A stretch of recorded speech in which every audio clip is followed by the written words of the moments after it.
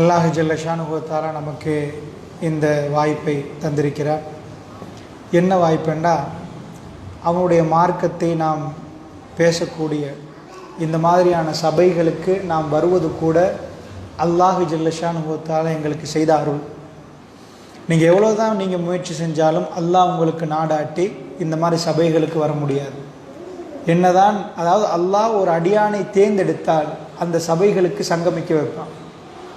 அல்லாஹுடைய வேதத்தை பற்றியும் ரசூலுல்லாஹி ஸல்லல்லாஹு அலைஹி வஸல்லமுடைய ஹதீஸ்களையும் நாம் கேட்கறதுக்கான வாய்ப்புகள் கிடைப்பதே மிக பெரும் ஒரு அல்லாஹ் ஜல்ல ஷானுஹு தஆலா தருகிற ஒரு அருட்கொடை.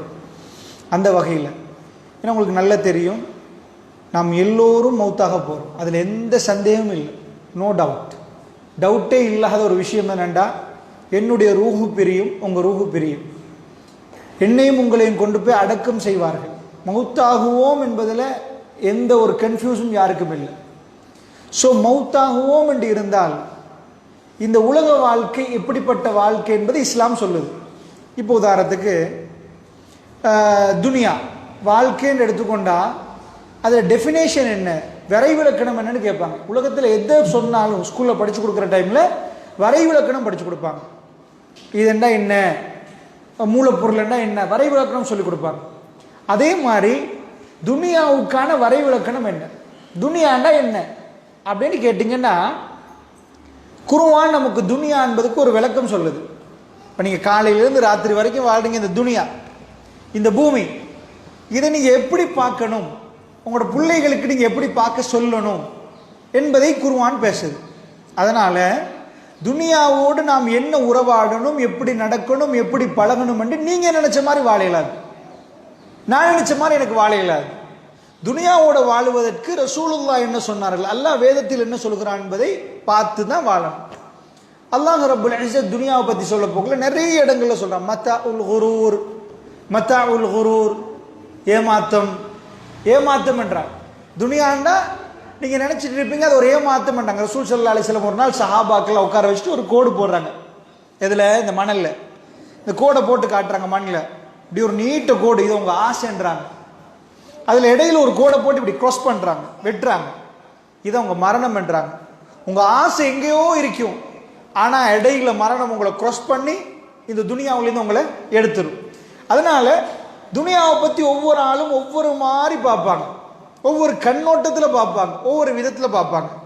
ஒரு முஃமின் எப்படி பார்க்கணும் என்பது அல்லாஹ் ரப்புல் ஆலமீன் சூரா ஹதீத் 57வது அத்தியாயத்தில் சொல்கிறான்.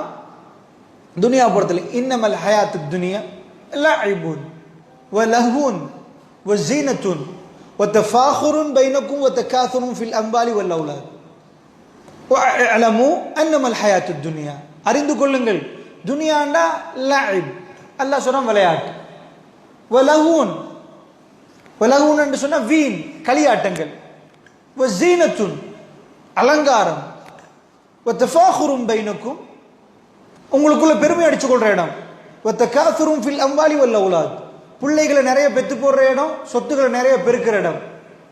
இதுதான் அல்லாஹ் சொல்றது. என்ன புரியுது உங்களுக்கு, என்ன ஃபீல் ஆகுது? துனியாண்டா விளையாட்டு ஒன்று, லஅபுன் வ லஹ்வுன் களியாட்டம், வீண் என்டர்டெயின்மெண்ட், வ ஸீனத்துன் அலங்காரம், வ தஃபாகுரும் பைனக்கும் உங்களுக்குள்ள பொறாமப்பட்டு கொள்ற இடம், எப்படி அப்படி பார்க்கறது, ஒத்த காசுரும் ஃபில் அம்வால் வல் அவுலாத் பிள்ளைகளையும் சொத்துக்களையும் அதிகப்படுத்துகிற இடம். இப்படி சொல்லி போட்டு சில நேரம் கொஞ்சம் ஹார்டாக இருக்குது விளங்குறதுக்கு. லஅபு வ லஹ்வு வ ஸீனா எதையாவது ஒரு சார் படிச்சு கொடுத்துட்டான்னு வைங்க, புரியலைன்னு வைங்க பிள்ளைகளுக்கு, அடுத்தது என்ன சொல்லுவார்? ஸ்கூலில் போய் படிச்சு கொடுத்துட்டு விளங்காட்டி என்ன சொல்லுவார்? எக்ஸாம்பிள் சொல்லுவார். அதுக்கு என்ன சொல்லி கொடுப்பாரு? அதுக்கு ஒரு ஊமை சொல்லுவார், உதாரணம் சொல்லுவார். இதை மாதிரி அதை வச்சு தெரிந்த ஒன்றை வைத்து தெரியாத ஒன்றை படித்துக் கொள்றது, அப்படித்தானே? ஒரு பிள்ளைக்கு தெரிஞ்சதை வச்சு தெரியாத சொல்லி கொடுப்போம். சைக்கிள் தெரியுமா, சைக்கிளை வச்சு வட்டத்தை படிச்சு கொடுக்கறது, அந்த ரோதை எப்படி சுத்த, அது மாதிரி தெரிந்த அல்லாஹ் ரப்புல் ஆலமீன் எப்படி சொல்றான்டா, ஒரு குர்ஆனை தாங்க. அப்ப அல்லாஹ் ஜல்ல ஷானுஹு தஆலா சூரா ஹதீத்ல சொல்ல போக்கல அதுக்கு ஒரு இதை சொல்றான், கமதலி. அது எப்படி என்ன தெரியுமா? கமதலில் கைஸ், ஒரு மலையை போன்று நல்லா சொல்றோம். இது சொல்லிட்டு வந்ததுக்கு உதாரணத்தை கொஞ்சம் பாருங்க. ஒரு மலையை போன்று மழை பெய்யுமா, அஜபுல் குஃபார் நபாத்துஹு, அந்த விவசாயம் செய்யறவரை ஆச்சரியப்படுற மாதிரி விளைச்சல் வந்து கொண்டே இருக்குதான் அப்படின்னு நல்லா சொல்றான். அதாவது அந்த விளக்கத்தெல்லாம் துனியாண்டா என்னன்னு சொல்லிட்டு இந்த பாடத்தை நீங்க எப்படி விளங்குறீங்கன்னு பார்க்கணும்னா அதுதான் உங்களுக்கு சொல்றேன். நீங்க பதில் தரணும் இன்ஷா அல்லாஹ். அப்ப பாருங்க, அஜபுல் குஃபார், அந்த குஃபார்கள் சொன்னா ஃபார்மர்ஸ், அவங்க என்ன பண்றாங்கன்னா மழை கெட்டச்ச உடனே விளைச்சல் வெளியே வருது, பச்சை பசையிலன்னு வெளியே வருகுது. அது அவங்கள ஆச்சரியப்படுத்துற அளவுக்கு ஒரு விளைச்சல் வருது. அப்படி விளைச்சல் வரப்போக்கல அல்லாஹ் என்ன சொல்றான்டா பாருங்க, சூரா ஹதீதுல பிரட்டிட்டோம்.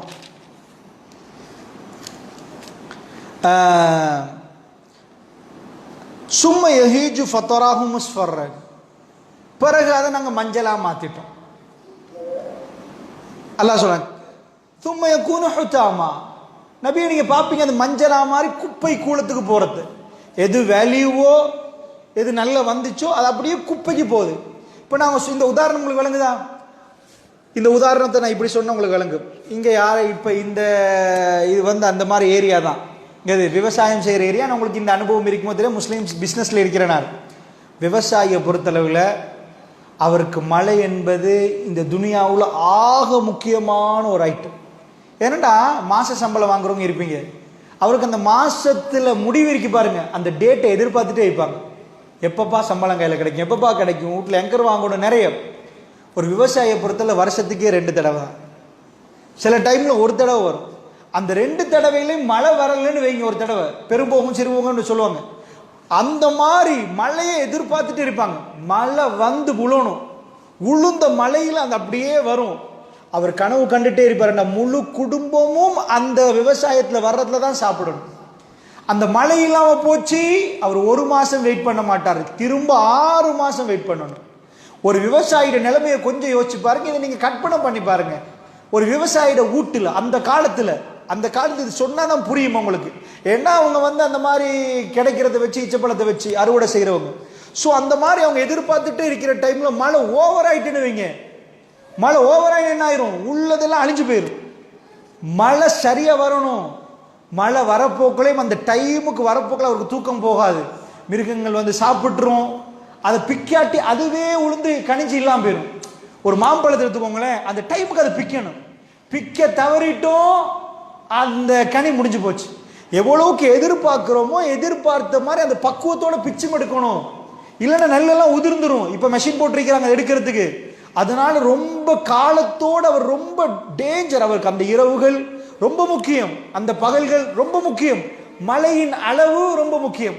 அல்லாஹ் மழைக்கு நிறைய வார்த்தைகள் குர்ஆன்ல இருக்குது. இங்க யூஸ் பண்ற கைஸ், கமர்ஷியல் கைஸ், தேவையான அந்த தேவையான மழை.